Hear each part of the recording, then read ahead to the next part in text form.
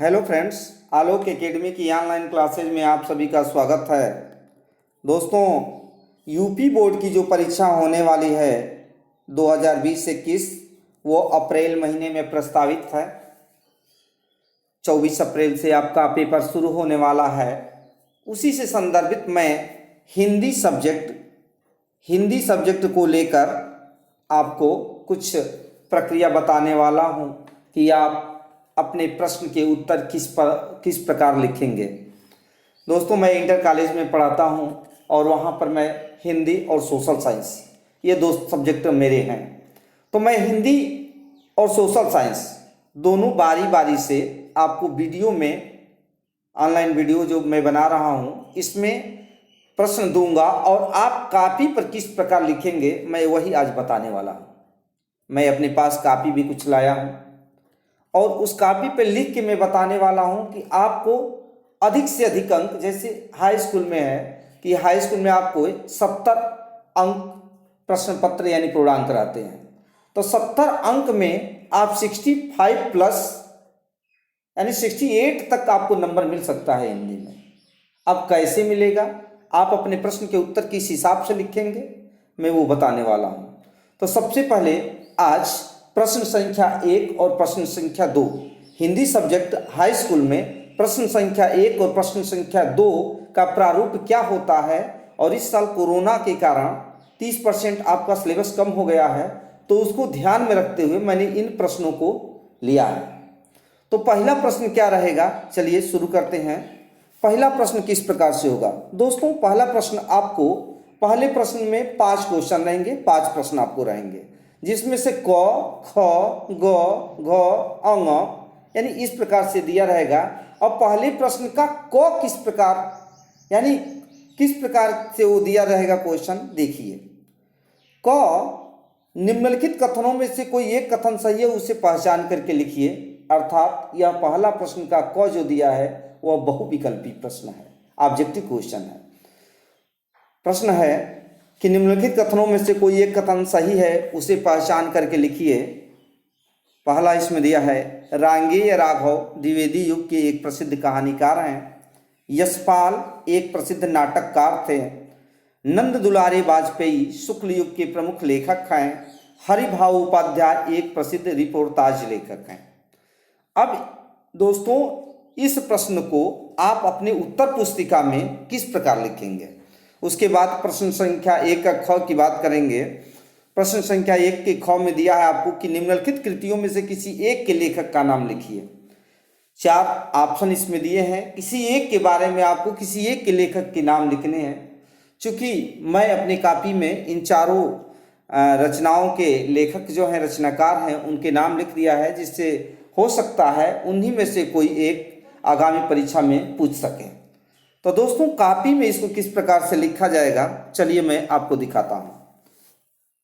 दोस्तों, ये रही मेरी कॉपी, और लिखने का सही तरीका क्या है, आप एग्जामिनर के मन मस्तिष्क में किस प्रकार अपना अच्छा प्रभाव छोड़ेंगे, जिससे वो आपको अधिक से अधिक देने का किस प्रकार से कोशिश करें।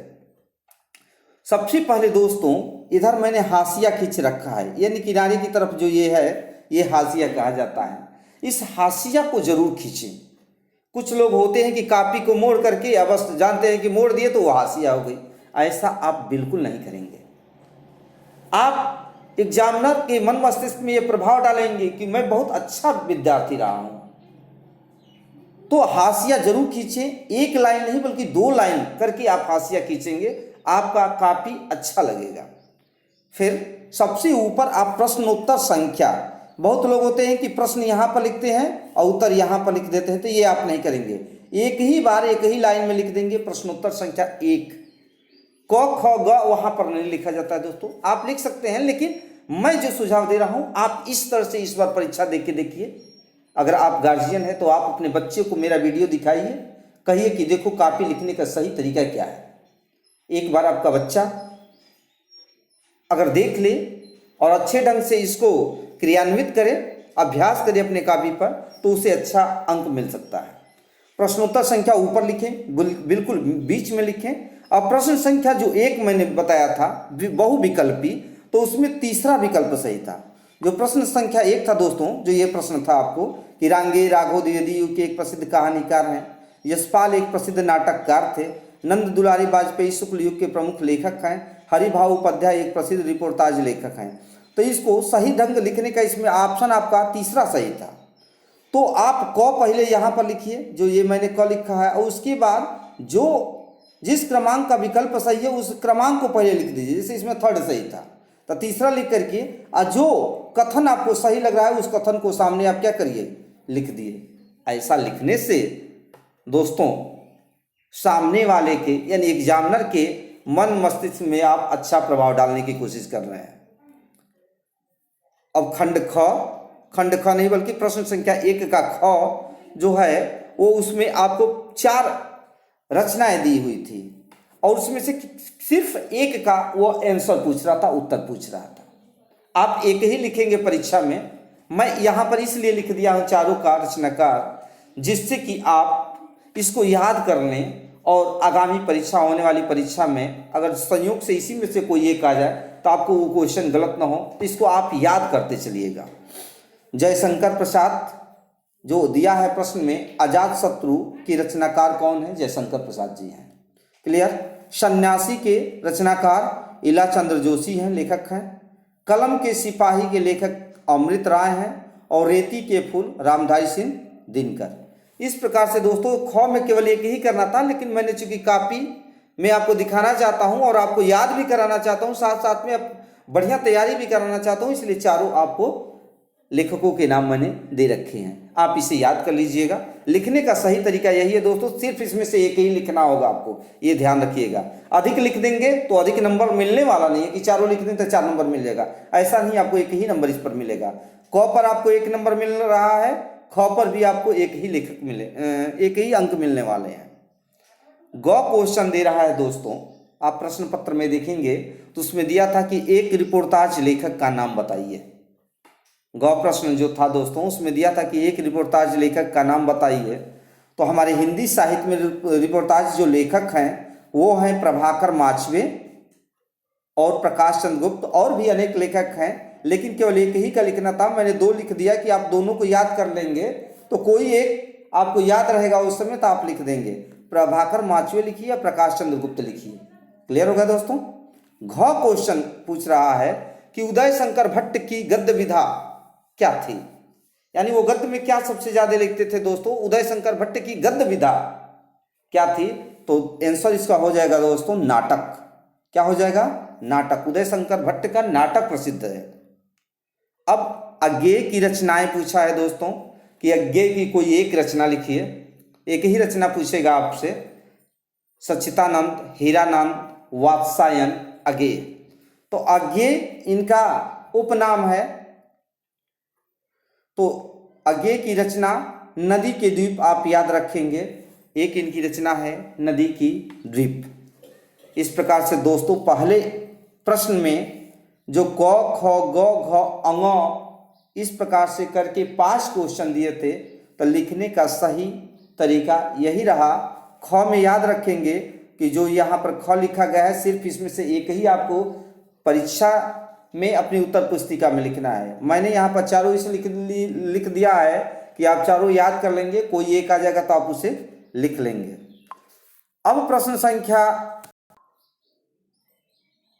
संख्या 2 की अगर हम बात करते हैं दोस्तों, तो प्रश्न संख्या 2 का पहला प्रश्न क, ख, ग इस प्रकार से 3 प्रश्न रहेंगे, जिसमें से क जो प्रश्न है दोस्तों ये 2 अंक का है।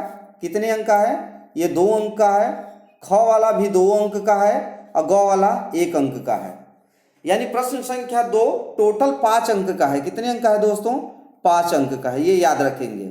प्रश्न संख्या 1 भी 5 अंक का था, प्रश्न संख्या 2 भी 5 अंक का आता है।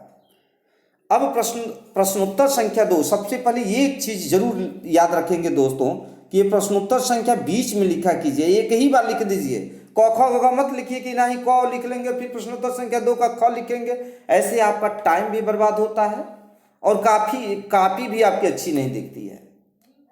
तो प्रश्नोत्तर संख्या 2 लिखेंगे, 2 में क इस हाशिया के यहाँ लिखा जाएगा। कहाँ लिखा जाएगा दोस्तों? इस हाशिया के यहाँ क लिखेंगे यहाँ पर। उसके बाद पूछा है कि रीतिकाल की दो प्रमुख प्रवृत्तियां, तो आप यहाँ पर हेडिंग लिख देंगे, स्केच का ही प्रयोग करेंगे। बहुत लोग होते हैं कि एक डार्क पेन लेके जाएंगे, उसी से स्केच, उसी से अपना राइटिंग करेंगे, कुछ समझ में नहीं आया कि कहाँ पर ये आप प्रमुख बिंदु लिख रहे हैं, कहाँ पर उसको एक्सप्लेन कर रहे हैं, कुछ समझ में नहीं आता है। तो आपको अच्छे अंक लाना है ना जी, तो अच्छे अंक लाना है तो आप थोड़ा मेहनत करेंगे कापी पे। तो लिखेंगे, आप पहले हेडिंग लिखेंगे रीतिकाल की दो प्रमुख प्रवृत्तियां, और उसके बाद लिखेंगे कि रीतिकाल की प्रमुख प्रवृत्तियां निम्नलिखित हैं। चूंकि दो ही पूछा है तो क्रमांक दे करके लिखेंगे। क्रमांक 1 श्रृंगार रस की प्रधानता, और क्रमांक 2 वाले पर लिख देंगे प्रकृति का उद्दीपन रूप में चित्रण। और भी तमाम प्रवृत्तियां हैं, विशेषताएं हैं, सिर्फ यहाँ पर दो ही लिखेंगे क्योंकि दो ही पूछ रहा है। 2 अंक आपको आराम से यहाँ पर मिलने वाला है, कोई दिक्कत नहीं है, आप 2 अंक यहाँ पर प्राप्त कर लेते हैं।